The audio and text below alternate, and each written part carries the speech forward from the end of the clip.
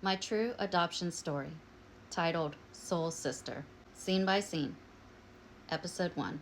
Scene 1, Full Circle. Setting, present day, Seoul, South Korea. The film opens with the sound of airport announcements echoing in the background. Naomi stands in the arrival gate, clutching her worn Korean passport, the only document that has ever connected her to her birth country. There are no baby photos, no keepsakes, only the faded passport and a lifetime of questions. My name is Naomi, but I was born in Seoul, South Korea. My real name has always been Ju Young. She opens the passport, running her fingers across the photo, her tiny face staring back from another lifetime.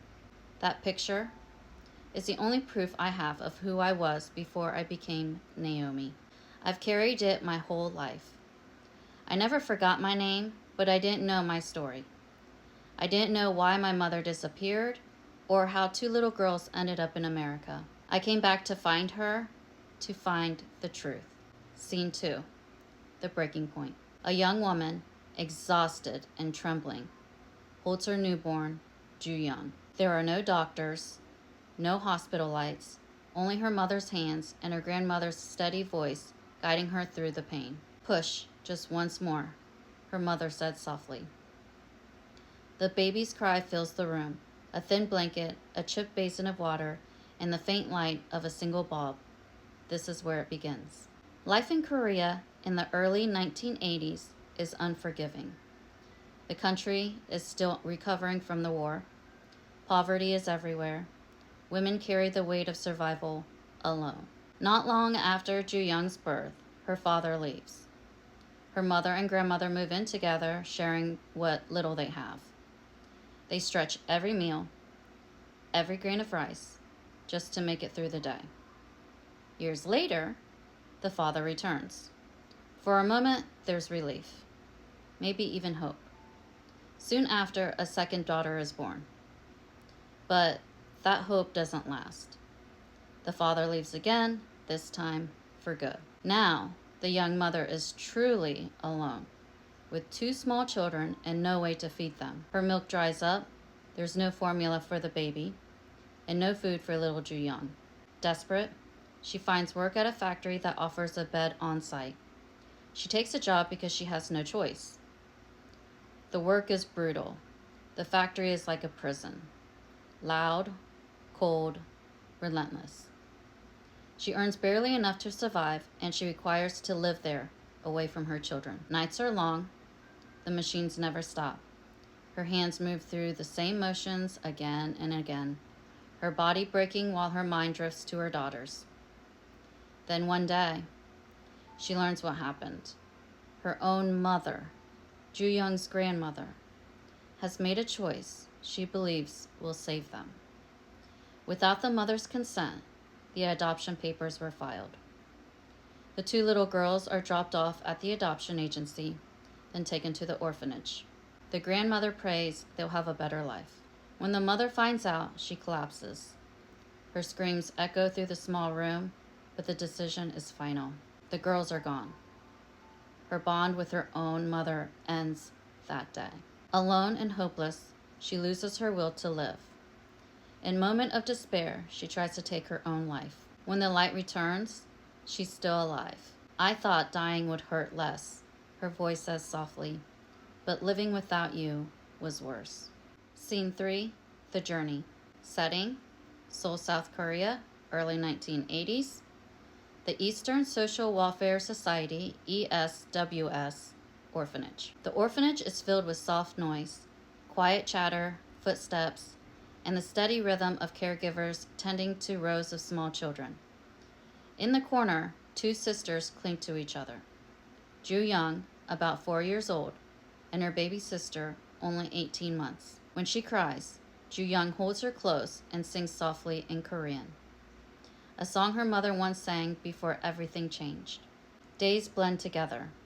The smell of rice, the murmur of lullabies, the sound of waiting.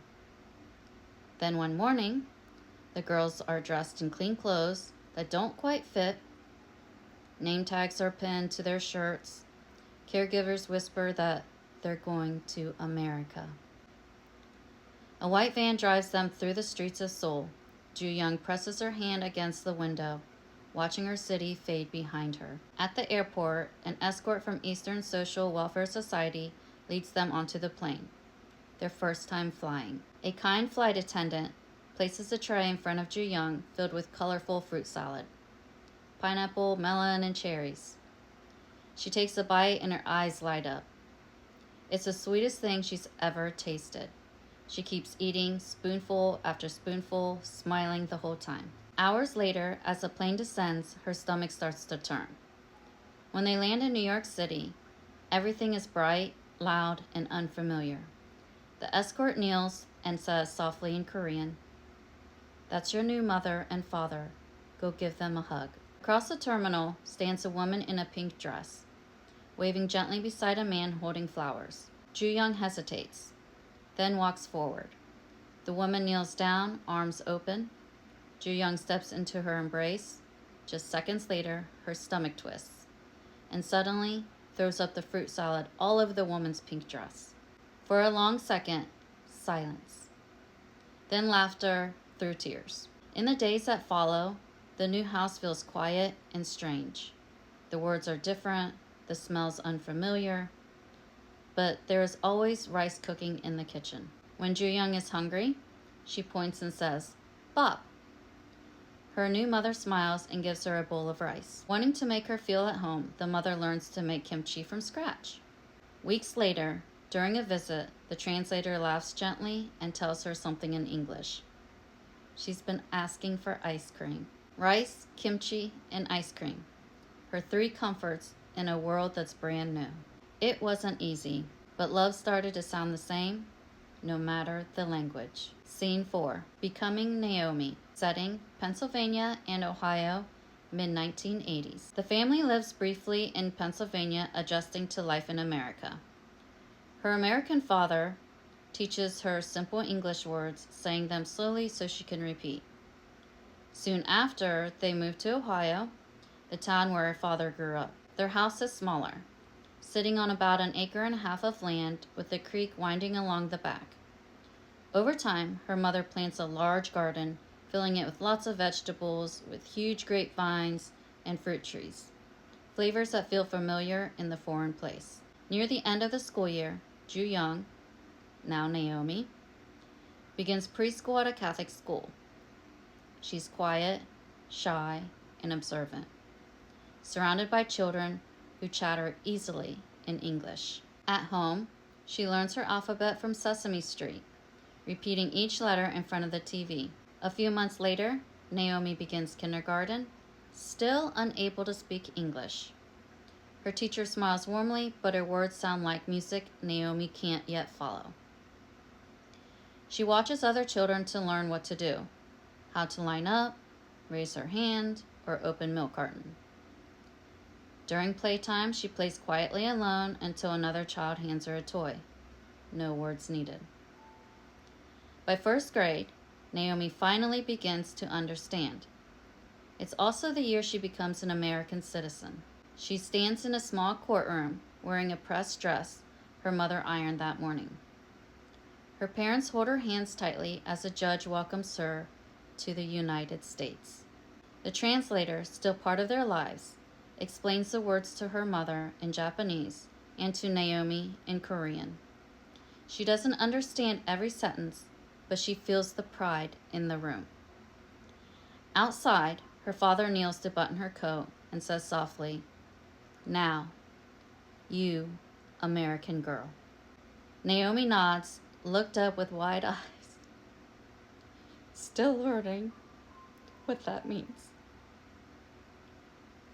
That was the year I became Naomi, but inside, I'm still Ju Young, a little girl finding her place between two worlds that both called me home.